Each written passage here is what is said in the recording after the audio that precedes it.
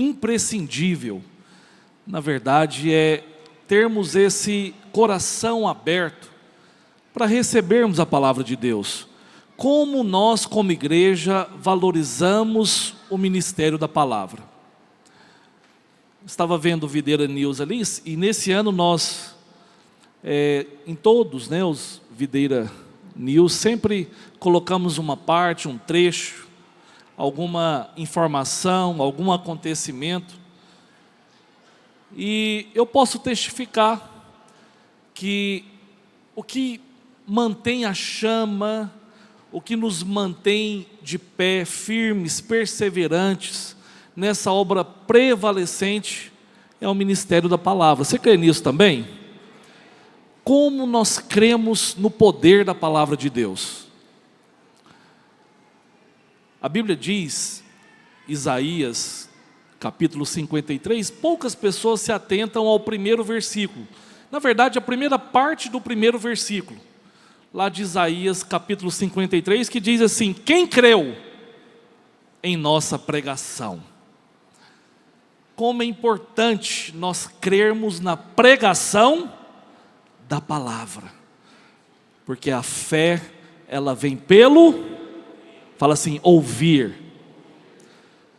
e ouvir a palavra de Cristo. Por isso eu gostaria de chamar a sua atenção, que nós, por um momento, curvássemos as nossas cabeças. Você vai orar: Senhor, me dá revelação nessa noite, me abençoa, me dá discernimento, graça, que eu saia daqui nutrido, alimentado, ó Deus, pela palavra que será liberada, em nome de Jesus. Vamos orar juntos? Você pode orar comigo?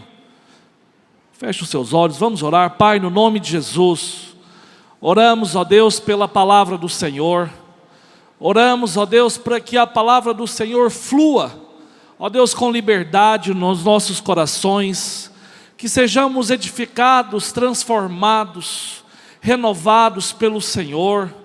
Livra-nos, ó Deus, da distração, livra-nos, ó Deus, da passividade, guarda nossas mentes, nossos corações, ó Deus, de tudo aquilo que não transforma, que não gera vida, que não provoca mudança. Que os nossos olhos e ouvidos espirituais, ó Deus, estejam atentos ao Espírito Santo. Ó Deus, que a Tua palavra diz que quer, que nos ensina todas as coisas. Em nome de Jesus, ó Deus, que tenhamos nossos corações sedentos para receber o maná do céu, o pão vivo que desceu do céu, que traz vida, unção, transformação e graça sobre as nossas vidas, em nome de Jesus. Diga assim: eu abro o meu coração para receber a palavra de Deus, que é viva, que é eficaz, que transforma. Diga: eu levo cativo a minha mente e o meu coração em obediência à palavra de Deus. Diga: eu rejeito nessa hora toda incredulidade, toda religiosidade, toda passividade na minha vida. Diga: eu creio que eu receberei revelação do trono de Deus para a minha vida. Diga: e eu serei transformado de glória em glória, em nome de Jesus. Diga amém. Amém. Aleluia. Semana que vem, então, nós, mais um ano, estaremos reunidos, com os nossos familiares. Chegamos a mais um final de ano, e daqui a pouco já estaremos no ano de 2025. Esse ano passou rápido? Tiveram 365 dias do mesmo jeito, Mas aquela sensação que o Natal e o Ano Novo foram dias atrás, fica nas nossas mentes. Fica ou não fica? Fica. Jesus poderoso. Que coisa. E quando nós falamos de Natal, desde o ano passado nós começamos, introduzimos uma nova forma de orarmos, de cumprimentarmos, de declararmos para as pessoas, familiares, amigos, as pessoas ao nosso derredor, dizendo a elas: feliz dia do Salvador. Fala assim: feliz dia do Salvador. Você sabe que esse Natal, esse dia, tão poderoso, a mensagem do Natal, na verdade, é o centro do Evangelho. Porque se Jesus não tivesse vindo, morrido numa cruz e ressuscitado, o que seria de nós? Não é verdade? Graças a Deus, que o Deus Todo-Poderoso, Ele se fez gente, Ele encarnou, Ele viveu aqui nessa terra, A Bíblia diz que em semelhança de homens, reconhecido em figura humana, a si mesmo se humilhou. Louvado seja o Senhor, amém, irmãos? Louvado seja o Senhor. Você sabe que na Bíblia, na verdade, o povo judeu, eles tiveram as suas festas, e a Bíblia fala sobre várias festas que eles celebravam, das quais 7 delas eram as principais, divididas em 3 grupos, mas dessas 7 nós destacamos pelo menos 3 festas importantes, que tem a ver conosco, que nós vemos na palavra de Deus, e uma delas, claro, é o Natal, que é o dia do nascimento do nosso Senhor Jesus. Você sabe que Jesus não nasceu no dia 25 de dezembro. Hoje em dia, quando fala-se de Natal, é só o velhinho com a roupa vermelha, e pouco se é dito a respeito de Jesus, do seu nascimento, do que Ele fez, qual é a sua obra, mas louvado seja o Senhor, porque nós temos essa compreensão, amém? Uma das festas importantes, a festa dos tabernáculos, foi essa data onde Jesus nasceu, que foi ali por volta do final de setembro, início de outubro. Temos também a festa da Páscoa, onde Jesus morre exatamente na Páscoa, para mostrar que Ele morreu e ressuscitou, e é o nosso Cordeiro Pascual, amém? Festa muito importante. Então nós também na Páscoa declaramos, feliz dia da ressurreição.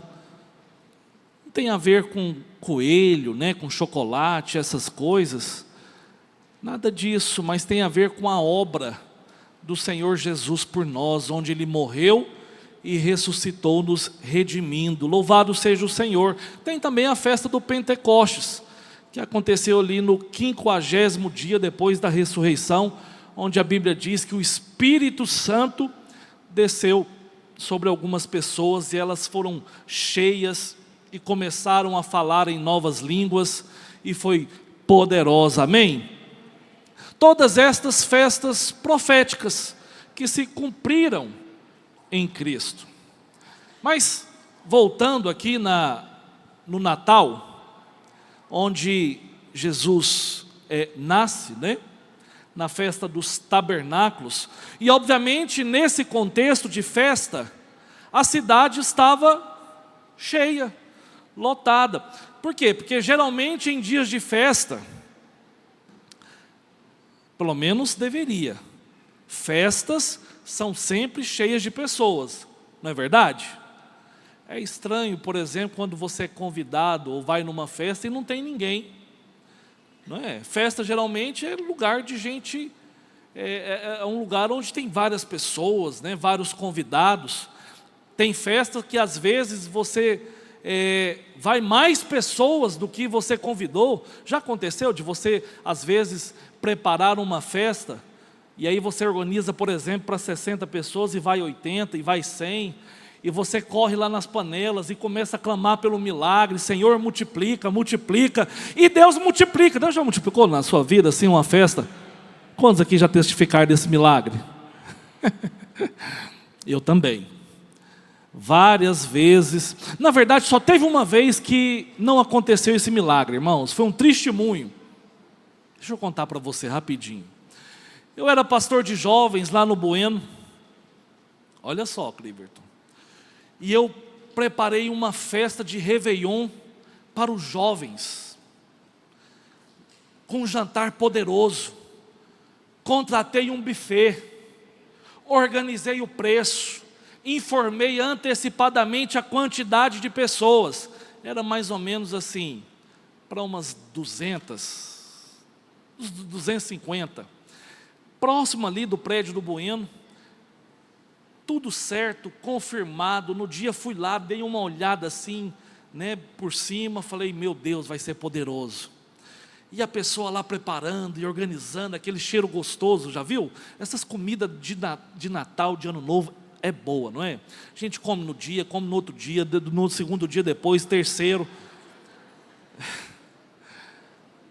Chega no Ano Novo, a gente está igual um baiacu, já viu? Meu Deus do céu. Mas sabe o que aconteceu? Chegou o momento, depois do culto, todo mundo já com o estômago vazio, fomos para a festa. E as pessoas começaram lá, né, na fila, e não foi gente a mais não, foi exatamente as pessoas que tinham pago. E nisso tinham convidados, familiares, gente que estava visitando, né, a igreja pela primeira vez. Irmãos, na hora que chegou mais ou menos assim na 80ª pessoa, acabou a comida.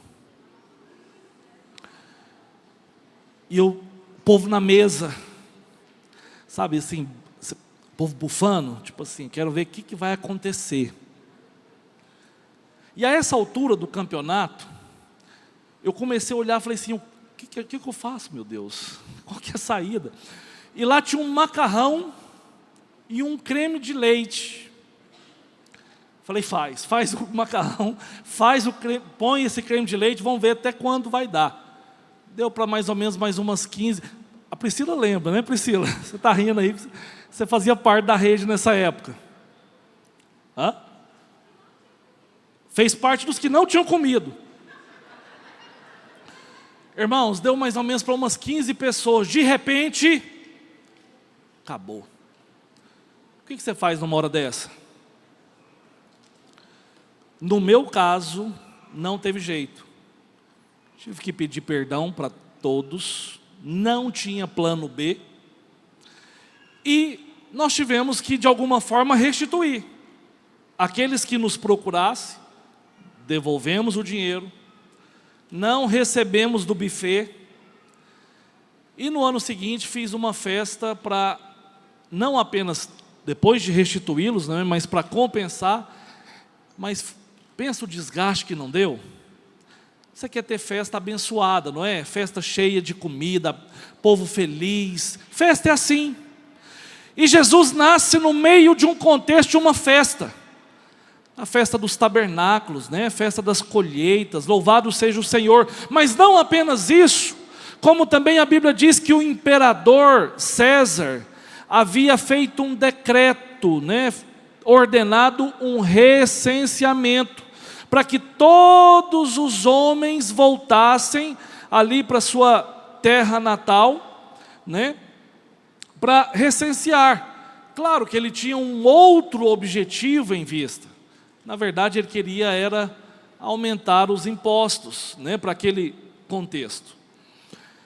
O fato é que Maria, grávida, né, já estava ali perto de dar à luz, e com toda aquela situação, com a criança sendo gerada no ventre, a Bíblia diz que eles viviam em Nazaré, têm então que voltar e irem para Belém. Agora é poderoso porque a Bíblia diz em Miqueias capítulo 5, verso 2, que Jesus nasce precisamente em Belém. Você consegue perceber um arranjo divino? E é interessante porque o imperador decide fazer exatamente nesse contexto dessa festa, e eles meio que são obrigados a irem para Belém.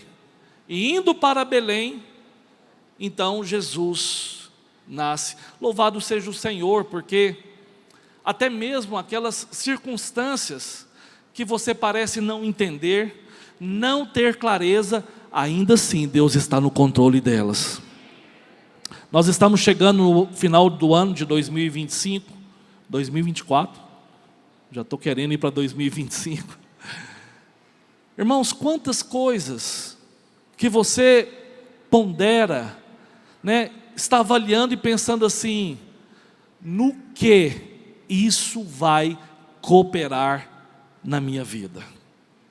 De vez em quando você faz perguntas assim: Senhor, eu não entendo, eu reconheço a Tua mão, eu reconheço a Tua graça, eu reconheço a Tua soberania, o Teu poder, só me resta aceitar e crer e descansar, porque a palavra de Deus diz que todas as coisas cooperam para o bem daqueles que amam a Deus, daqueles que são chamados segundo o seu propósito, e eu não entendo exatamente o porquê disso está acontecendo comigo, mas eu sei que Tu és fiel, eu sei que Tu és bom, Tu és um Deus de amor, e no final das contas, eu serei honrado, abençoado, favorecido, ainda que eu não esteja vendo absolutamente nada. Acontece isso na sua vida? Acontece. Mas a palavra de Deus diz que os caminhos de Deus, os pensamentos de Deus são mais altos do que os nossos. Amém? E aí nós vemos esse arranjo poderoso de Deus. Jesus, então, nasce, e é claro que o recenseamento, né, na verdade era só os homens que pagavam os impostos, mas José traz consigo a Maria. É claro que talvez ele estivesse receoso de que Maria fosse apedrejada, porque Maria ainda não tinha sido desposada por José, eles não tinham casado ainda, e aí segundo a lei, obviamente se soubessem, ela correria o risco de quê? De ser apedrejada, de ser morta. Então ele leva consigo a Maria. Agora, sabe o que é interessante?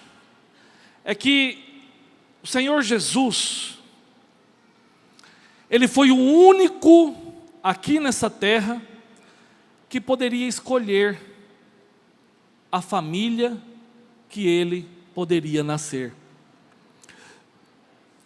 Às vezes nós vemos postagens, né, no Instagram, e nas comemorações, né, nas felicitações, pessoas dizerem assim: olha, se eu viesse a esse mundo 100 vezes eu queria ter nascido nessa família. Bonito isso, não é?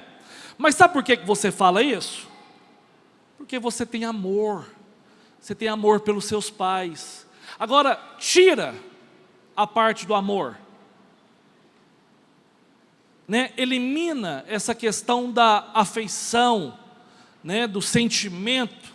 Se nós pudéssemos honestamente escolhermos onde nós nasceríamos, será que escolheríamos a nossa família? Escolheríamos nascer em Goiânia?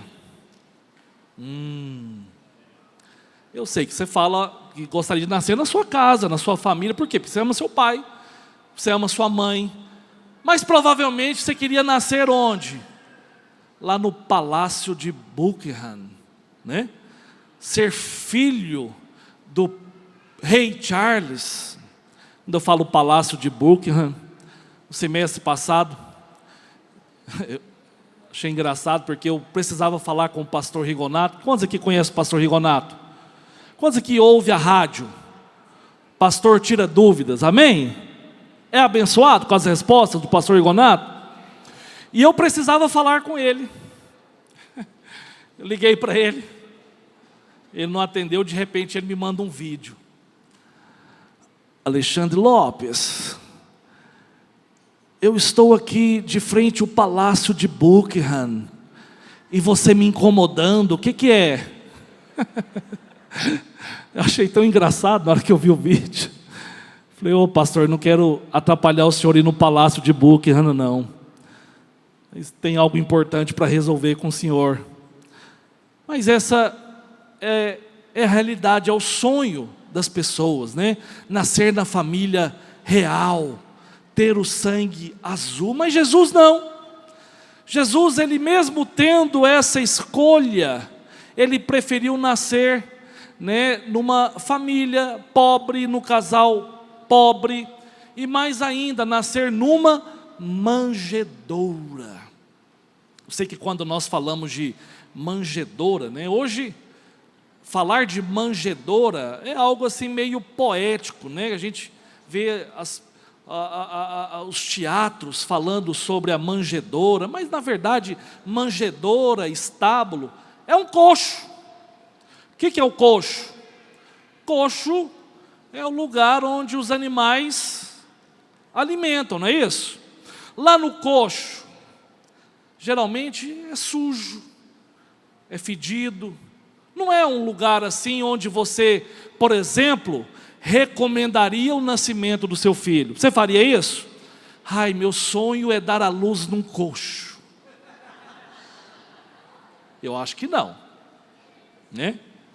Muito provavelmente não, mas é nesse contexto que o nosso Salvador nasce. Você sabe? Isso é poderoso porque transmite uma mensagem. Deus ama as coisas insignificantes. Deus ama as coisas que aparentemente não têm valor, as coisas desprezadas, as coisas desconsideradas, as coisas que os homens do ponto de vista natural não valorizam. Deus vai, pega essas circunstâncias, pega essas pessoas e põe numa posição de honra para que o nome dele seja glorificado. Diga aleluia! Glória a Deus, porque eu faço parte desses. Eu faço parte desses. Deus escolhe as coisas fracas desse mundo para confundir os poderosos. Por isso que quanto mais humilde você for, quanto mais quebrantado você for, mais o Espírito Santo pode te usar. Diga amém. Nos 2 primeiros capítulos de Lucas, nós vemos o nascimento de Jesus. E a Bíblia diz que Jesus aparece primeiro para os pastores.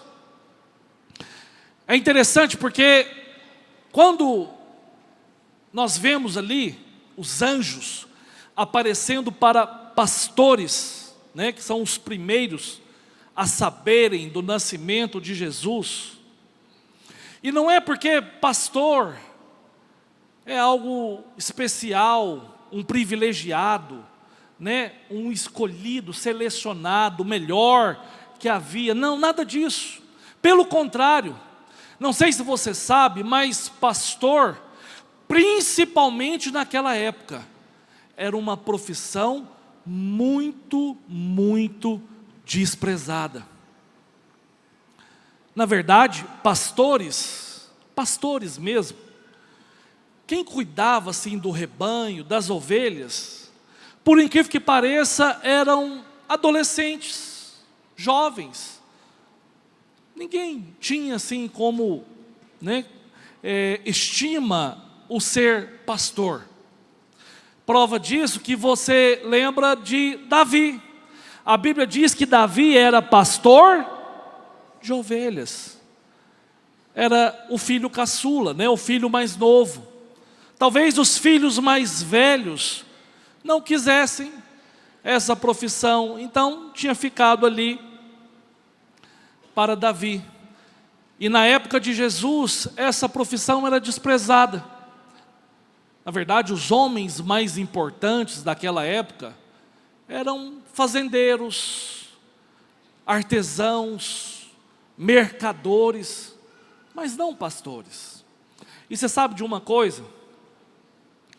Ser pastor era algo desprezível, e ainda hoje, ser pastor é considerado também desprezível. Não sei se você sabe, mas, por exemplo, para pastor, praticamente não há linha de crédito, por incrível que pareça. Se torna desafiador, por exemplo, quando você pergunta ali no cadastro, qual é a sua profissão, e você diz, sou pastor. Porque eles não consideram que pastor seja algo importante, uma profissão, algo levado a sério. E aí, Jesus então é revelado primeiramente para esses pastores. Esses anjos, eles poderiam muito bem ter aparecido ali no palácio, de Herodes, em Jerusalém, mas não. A Bíblia diz que ele aparece para pastores. É interessante porque Lucas capítulo 2, verso 14, vamos ler na palavra de Deus, Lucas 2, 14. A mão aí atrás está rápido aí. Parece que antes de eu falar ele já tinha projetado. Vamos mandar ele para o Bueno. Lucas 2,14, a Bíblia diz assim: glória a Deus nas maiores alturas, e paz na terra entre os homens a quem Ele quer bem. É poderoso porque nunca tinha havido glória nas alturas. Tem a versão, nova versão internacional, por favor, Igor? Para nós entendermos esse contexto, essa nova versão transformadora. Tem a versão internacional, ou só a nacional mesmo, revista atualizada do João Ferreira de Almeida.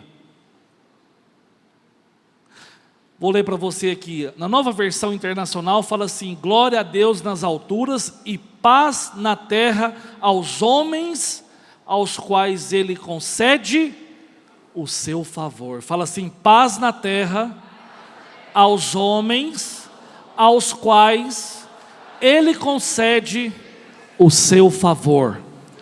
Meu Deus do céu, que poderoso.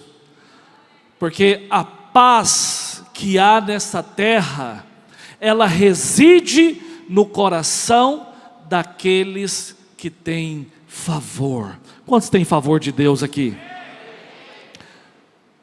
Se você nasceu de novo, se você é nova criatura em Cristo Jesus, há favor dos céus disponível na sua vida.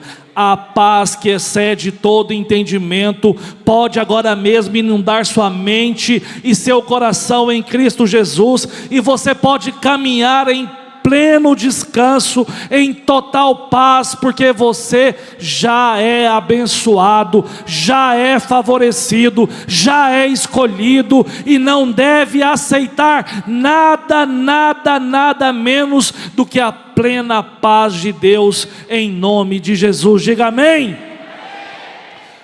O mundo lá fora pode estar em trevas, atribulado, cheio de problema, mas nós aqui como igreja caminhamos em paz. Paz na terra aos homens a qual Ele concede o seu favor. Aleluia. E aí, volta lá para o verso 7, para a versão revista atualizada.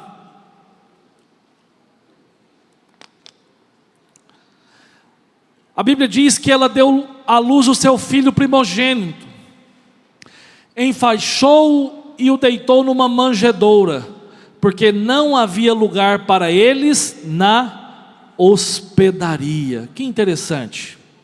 A Bíblia não diz que não havia lugar na hospedaria. A Bíblia diz que não havia lugar para eles na hospedaria. Não havia lugar para eles na hospedaria. Essa semana alguém me mandou um vídeo sobre essas questões sociais, do quanto as pessoas rotulam uma às outras pelas vestimentas. Não sei se você viu esse vídeo.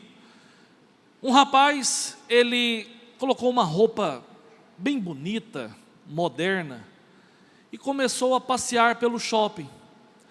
E várias pessoas olhavam para ele.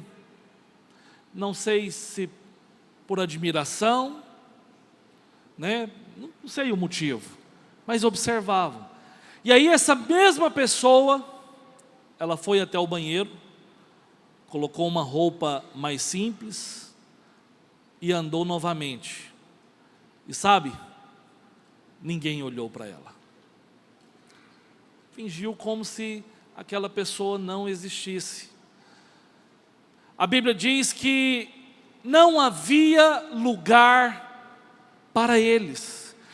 E não é que essa hospedaria não tivesse lugar disponível, só não havia lugar para eles. Jesus, então, não nasce nessa hospedaria, né, mas nasce numa manjedoura. Interessante porque Jesus, ele não apenas poderia escolher quem seriam seus pais, mas poderia também escolher onde nasceria. Jesus não, ele decide nascer numa família pobre, né? Maria e José. Por quê, pastor, que eles eram pobres?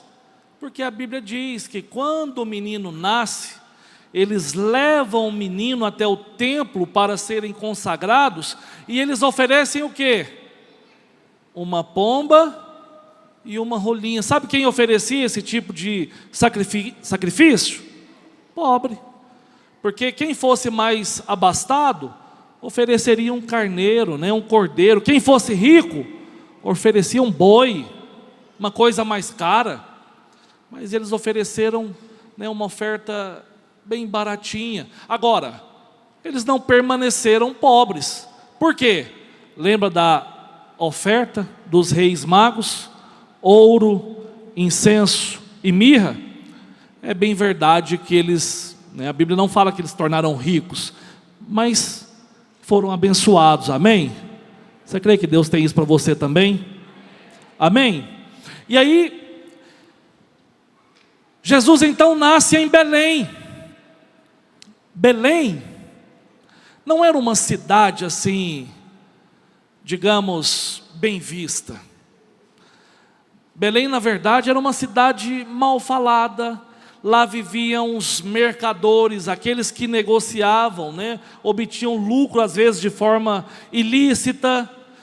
Na verdade, essa cidade era meio que um entroncamento, né, comercial, vazante para outras cidades. E Jesus então nasce nesse contexto. Agora, não apenas isso, mas a Bíblia diz que Jesus nasce em meio à noite. Você vê, tanto que a Bíblia é poderosa e é precisa. Por que Jesus nasce à noite? Certamente para nos mostrar que é no momento de trevas, no momento de agonia, no momento de escuridão, é que Ele nasce nos nossos corações, amém? Mais cedo, nós estávamos louvando ao Senhor, eu e um pastor amigo, e nós estávamos chorando na presença de Deus. Na verdade, eu não estava vendo que ele estava chorando. Eu terminei, né, de louvar, olhei para ele, e ele chorando também. E ele falou para mim que ele converteu ouvindo aquela canção.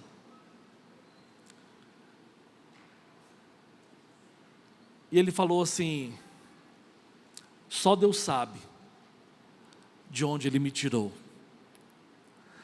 Só Deus sabe em quais trevas eu estava inserido. Só Deus sabe o quão cego eu era. Eu não sei se você sente o seu coração aquecido, mas eu sou muito abençoado quando eu lembro do que eu era e do que Deus fez na minha vida. Amém? Eu sou muito abençoado. Só o fato de estar aqui, sou muito abençoado. Muito abençoado. Não sou abençoado porque eu estou pregando. Sou também. Não sou abençoado porque eu tenho um casamento abençoado, tenho saúde. Eu sou abençoado principalmente porque eu era cego, mas o Senhor me tirou da escuridão. O Senhor me tirou das trevas. Você consegue imaginar o tanto que você é abençoado, meu irmão? Tanto que você é abençoado por causa disso. Você não fez nada. Deus colocou a centelha de fé no seu coração. O Espírito Santo te convenceu do pecado, da justiça e do juízo. E você, pela graça de Deus, mediante a fé, aceitou Jesus, se tornou nova criatura, a habitação do Espírito Santo, e vai passar a eternidade no céu, com o Todo-Poderoso, estar com o Senhor Jesus, vai receber um corpo glorificado, faz parte da família de Deus. Isso é muita glória na sua vida, amém? Aleluia! Como nós somos abençoados. Como nós somos abençoados. Muito abençoados.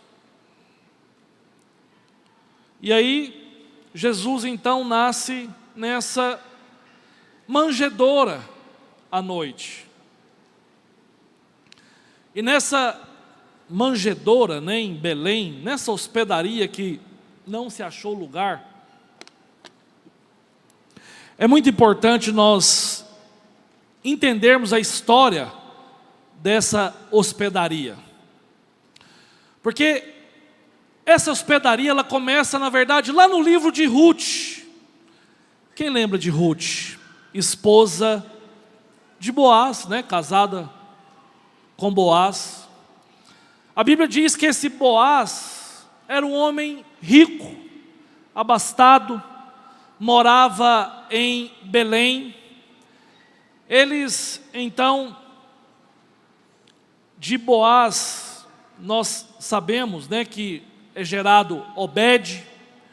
Obed, então, gera Jessé, de onde vem Davi. Portanto, Boaz é como se fosse o quê? Um bisavô de Davi, não é isso? E aí, essa hospedaria, saiu do lugar aqui, essa hospedaria, ela lembra que Boaz então vivia em Jerusalém, né?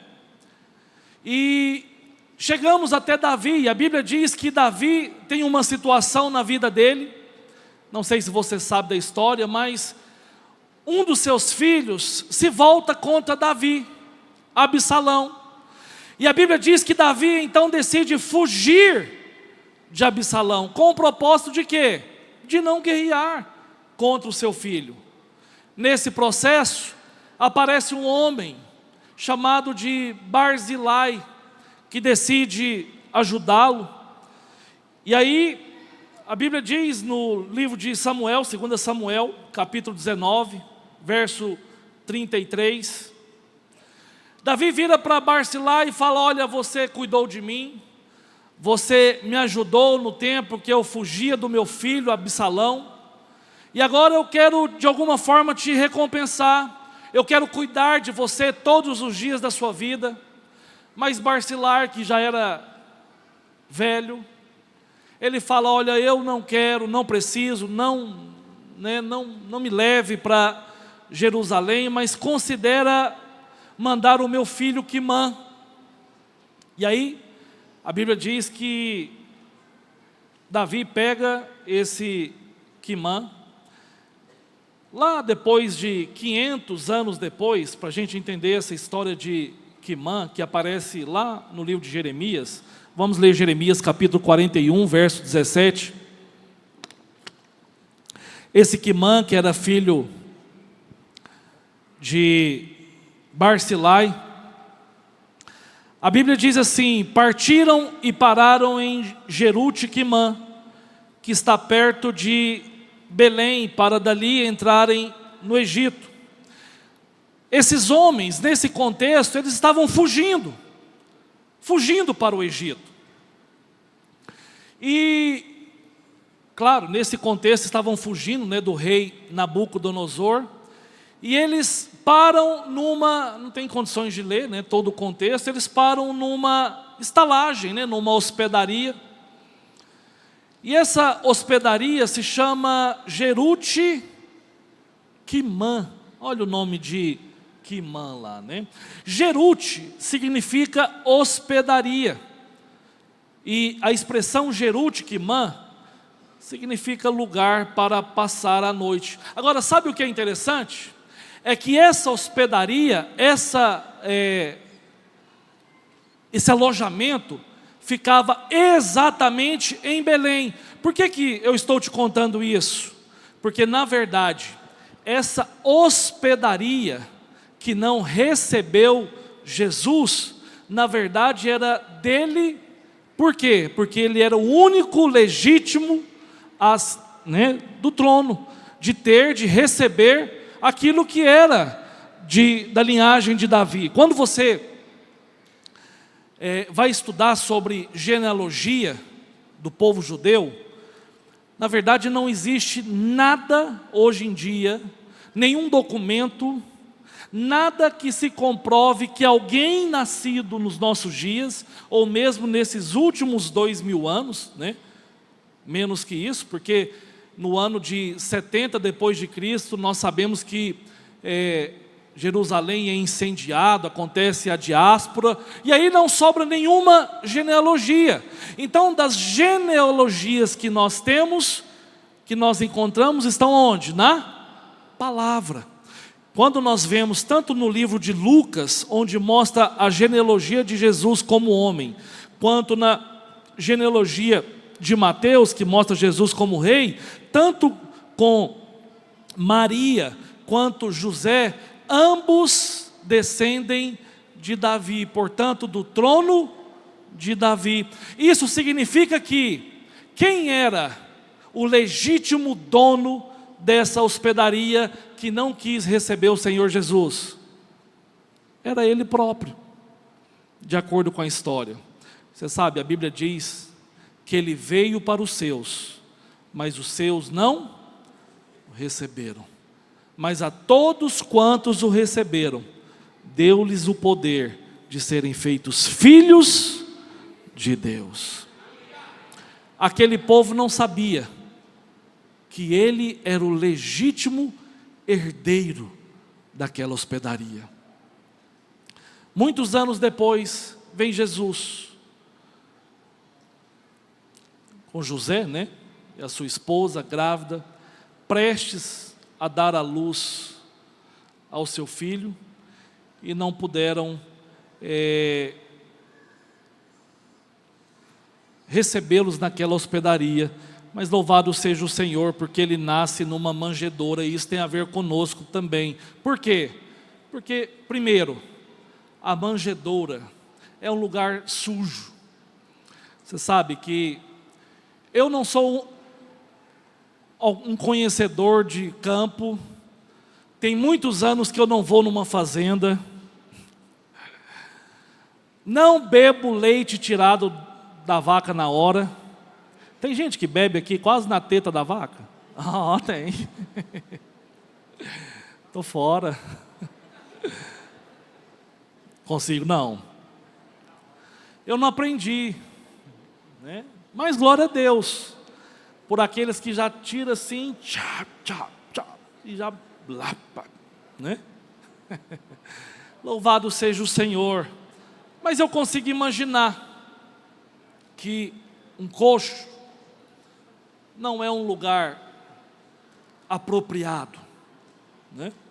Mas isso é um símbolo de quando Deus nasce no nosso coração, porque quando nós estávamos perdidos, como que era o nosso coração? Sujo, cheio de trevas, e o nosso coração é essa manjedoura, onde o Senhor Jesus nasce, amém? Louvado seja o Senhor por esse Salvador, mas não apenas isso, a manjedoura, né, o coxo, é o lugar onde os animais se alimentam. Também tem um significado profético, porque é no coxo, né, na manjedoura, ele veio para mostrar que ele é o nosso alimento, ele é o pão vivo que desceu do céu.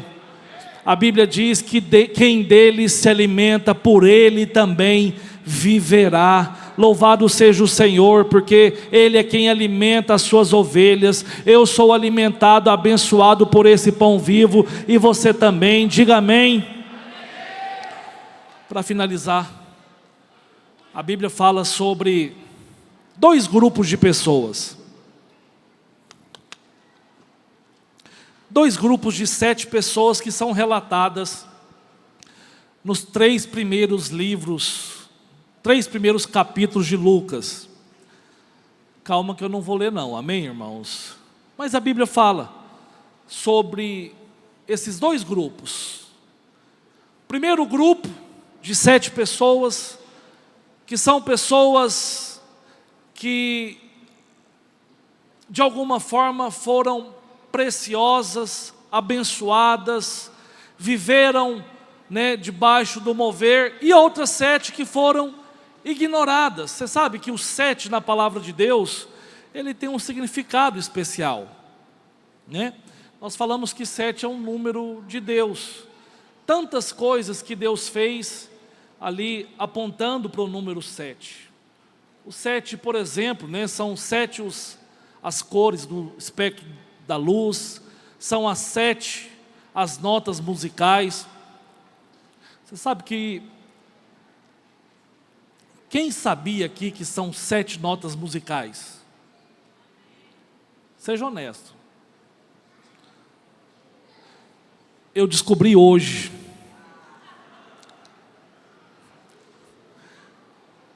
Aí eu parei. Dó, ré, mi, fá, sol. É 7. É 7. Irmãos, mas não me peça para cantar nenhuma música, para tocar nenhum instrumento, porque eu não tenho noção nenhuma de música. Mas são 7. Você crê que são 7? Esses dias atrás eu vi um vídeo de um rapaz ali, deve ter seus 20 anos, tocando acordeon? Acordeon, né? Meu Deus, que instrumento difícil. De um lado tinha uns 60 botões, do outro uns 80.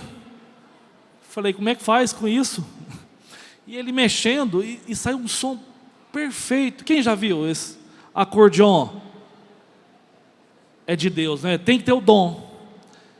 Tem que estudar também, mas glória a Deus pelos instrumentos musicais, amém?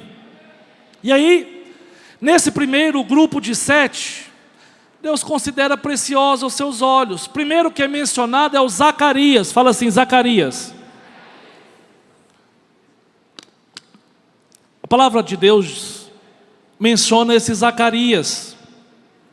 Depois vem Isabel, João. Zacarias significa Deus se lembra. Fala assim, Deus se lembra. Deus se lembra. E aí, a sua esposa, que significa promessa, aliança, dão à luz a um filho chamado João, que significa gracioso. Olha o tanto que a palavra de Deus é poderosa, irmãos, porque os nomes explicam tudo. Deus se lembra da sua promessa e envia a graça de Deus. Olha que bênção, não é maravilhoso que tudo se encaixa na palavra de Deus? Louvado seja o Senhor. E a Bíblia fala que esse Zacarias era um homem idoso, né? E aí o anjo Gabriel aparece para esse Zacarias e fala que a oração dele tinha sido ouvida. Certamente ele estava orando por um filho. E esse Zacarias então a priori não acredita. E a Bíblia diz que ele fica mudo até o nascimento de João. Meu Deus do céu. Ele duvida da promessa de Deus. Duvida da promessa. Ele vira para o anjo e fala assim: uai, como que vai acontecer isso? Eu já sou velho. E a minha esposa é avançada em dias. Você vê que o homem de Deus tem cuidado para falar da esposa, mesmo quando ela não está perto, não é? Ele não falou assim: olha, eu sou velho e a minha mulher também é velha. Porque vai que alguém conta para ela. Ele falou assim: olha, eu sou velho e a minha mulher é avançada em dias. Irmãos, não tem coisa mais poderosa do que alguém chegar para minha esposa e falar assim: olha, seu marido estava falando bem de você. Estava na formatura sábado e teve uma aluna que falou: olha, tive aulas abençoadas com o seu marido, mas eu não esqueço do quanto ele falava bem de você. Homens de Deus são assim, amém? Cadê os homens de Deus para falar amém aqui? Aleluia. Qual foi o problema de Zacarias? Duvidou da promessa. Irmãos, fala a verdade, esse anjo Gabriel podia tornar muita gente mudo, né? Porque quantas vezes nós recebemos uma promessa da parte de Deus e começamos a falar o contrário? Será? Será que vai acontecer? Mas olha aqui, o ano da restituição eu fui desempregado, né? Você começa a declarar o contrário. Glória a Deus, porque nesse caso de Zacarias, ele não impediu a promessa de se cumprir, ainda que foi de uma forma meio forçada. Foi ou não foi? Você teria coragem de falar assim: Senhor, que eu me torne mudo se for para eu atrapalhar as promessas do Senhor? Senhor, eu quero continuar falando, me ensina a falar bem da promessa, Pai, não deixa eu mudo não, em nome de Jesus. E aí Zacarias é cuidadoso nas palavras, e esse anjo então aparece para Maria, que deveria ter ali por volta dos seus 15, 16 anos, já estou finalizando. E aí fala: olha, você vai dar à luz um filho. Mas Maria não. Maria, ela perguntou como aquilo aconteceria, não que ela duvidasse, porque ela não havia sido desposada. Ela queria saber como aconteceria, de que forma aconteceria aquele milagre. Mas ao mesmo tempo aquela serva do Senhor disse: que se cumpra em mim a tua palavra. Você pode dizer isso também? Que se cumpra em mim a tua palavra. Que a palavra de Deus e as suas promessas se cumpram na minha vida e na sua vida, em nome de Jesus. Amém? Já o segundo grupo não. Nesse primeiro, nós vemos depois Maria, José, né, depois de Zacarias, Isabel, João, Simeão, Ana. Mas no segundo não. No segundo nós vemos primeiro Tibério César, grande imperador romano. Depois Pôncio Pilatos, né, governador da Judeia. Em seguida Herodes, né, governador ali na Galileia.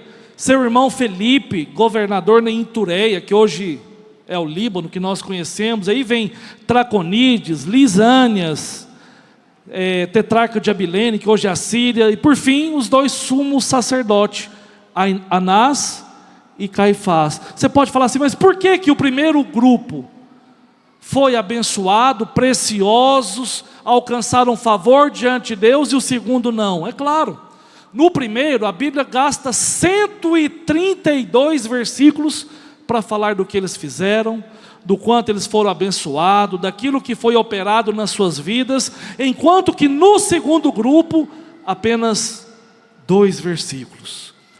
Eu quero fazer parte do primeiro grupo. Eu quero fazer parte daqueles que foram preciosos aos olhos do Senhor, daqueles que foram cooperadores do mover de Deus. Amém? Primeiro grupo, pessoas insignificantes. Talvez fossem pessoas que não saíssem nas páginas de jornais, não tivessem grandes feitos, não fossem reconhecidos, não ganhassem prêmios nobres da paz e da economia e nada disso. No segundo grupo não. Imperadores, governadores, sumos sacerdotes. Na época de Jesus, Jerusalém estava tão falida, religiosamente falando, que era proibido ter 2 sumos sacerdotes, mas na época de Jesus tinha o Anás, o Satanás, e o Caifás. Eu não quero fazer parte do segundo grupo, amém? Eu quero fazer parte do primeiro grupo, daqueles que honraram o Filho. Isso aqui fala de algo muito poderoso, porque da forma como você lida com o Filho, Deus vai lidar com você. Se você recebe o Filho, Deus recebe você. Se você honra o Filho, Deus honra você. Se você abençoa, se você oferta para o Filho, Deus abençoa. Em nome de Jesus, multiplica também na sua vida para você. Tudo aquilo que você faz para o Filho, Deus devolve várias vezes, multiplicadas vezes para você, amém? Para finalizar, o maná está na manjedoura. Fala assim, o maná está na manjedoura. João capítulo 6, verso 31. A Bíblia diz assim: nossos pais comeram maná no deserto, como está escrito, deu-lhes a comer pão do céu. Replicou-de Jesus: em verdade vos digo, não foi Moisés quem vos deu o pão do céu, o verdadeiro pão do céu é meu Pai quem vos dá. 33, porque o pão de Deus é o que desce do céu e dá vida ao mundo. Que poderoso, irmãos. Você sabe que o primeiro aspecto desse maná é que ele cai no deserto. O povo estava murmurando, não tinha comida, e Deus vem com a sua graça. Deus derrama do seu maná, do seu alimento. Isso acontece ali no Sinai. Agora, não apenas isso, como também a Bíblia diz que esse maná, ele caía à noite. Ele caía à noite, mas era colhido de manhã. Isso também tem um significado poderoso, irmãos. Você sabe por quê? Porque o maná sempre está associado à glória de Deus, amém? A Bíblia diz em João capítulo 1, verso 4, vamos ler rapidamente. A Bíblia diz que a vida estava, verso 14. Verso 14. E o verbo se fez carne e habitou entre nós, cheio de graça e de verdade. E vimos a sua glória, glória como unigênito do Pai. A glória de Deus se manifestava todos os dias, ou seja, quando eles iam dormir, a glória de Deus descia na forma de maná, de modo que quando eles acordavam, já estavam com alimento à disposição. Isso é glória, sim ou não? É muita glória. Agora, é interessante porque esse maná que descia do céu à noite não caía longe. Eles não precisavam trabalhar, Eles não precisavam se esforçar, o maná caía exatamente onde eles estavam. Exatamente onde eles estavam. De modo que quando eles se levantassem, olha lá o maná na porta da tenda, esperando eles fresquinho. Isso é poderoso, irmãos. Tem muita gente correndo atrás do maná. Tem muita gente no braço, suando, trabalhando, correndo, se esforçando para ver se o Senhor dá o maná para eles. Mas o maná é de graça. O maná caía no deserto, mas estava perto deles. Eu gosto do versículo lá de Romanos, capítulo 10, verso 8, que a Bíblia diz, vamos ler Romanos 10, 8. A palavra está perto de ti, na tua boca e no teu coração. Essa semana estava fazendo oração de manhã, estava falando sobre isso. Sabe onde está o milagre de Deus na sua vida? Fala assim, na minha boca. Fala, o milagre de Deus está na minha boca. Está perto de ti, está na sua boca, está no seu coração. Você é capaz de profetizar que o maná está à porta, mesmo naquelas áreas que você às vezes tem dificuldade para crer, que você ainda não viu o orvalho que vinha antes do maná, mas acredite, ele está perto de você. Para finalizar, o maná que descia era para o suprimento diário. Todos os dias caía maná do céu. Sabe a provisão que você recebeu hoje? Glória a Deus pela provisão que você recebeu hoje. Se você está aqui, porque você recebeu provisão do céu. Mas acredite, amanhã há uma provisão nova para a sua vida. Amanhã há um maná novo, te esperando fresquinho, só para você colher e ser alimentado, abençoado. Prova disso é que o Senhor Jesus, quando ensinou os seus discípulos a orar, falou, olha, peça pelo pão de cada dia. Pão de cada dia. Sabe o que isso significa? Que o que você recebeu de Cristo hoje, você pode receber amanhã. Você pode receber depois de amanhã. Você pode receber no ano de 2025. Não espere para receber o maná apenas no domingo. Não espere para receber o maná enquanto está numa reunião de célula. Receba do maná de Deus todos os dias. Seja suprido por Ele todos os dias, porque Ele quer te abençoar, Ele quer te suprir, Ele quer derramar do seu maná todos os dias da sua vida, em nome de Jesus. Se você crê nisso, diga amém. Para finalizar, o último aspecto do maná, e eu creio que é o mais poderoso, é que esse maná que caía do céu, você poderia comer o quanto quisesse. Irmãos, tem coisa melhor. Eu quero finalizar com isso. Tem gente que fala assim, pastor, as suas pregações, as ilustrações são sempre com comida. Eu tenho culpa de Deus me colocar exatamente para pregar sobre o maná? Tenho culpa? Foi Deus que escolheu, irmãos. Quantos aqui nesses dias vão comer bem? Tem uns parece que não vai não. Não ergueu a mão? Vou perguntar de novo. Quantos vão comer bem nesses dias? Participar de várias mesas farturentas, abençoadas em nome de Jesus. Irmãos, não há nada mais abençoado nessa terra do que você comer e comer o tanto que você quiser. Sim ou não? Sim. Esse é o maná que caía do céu. Ele não caía numa pequena medida.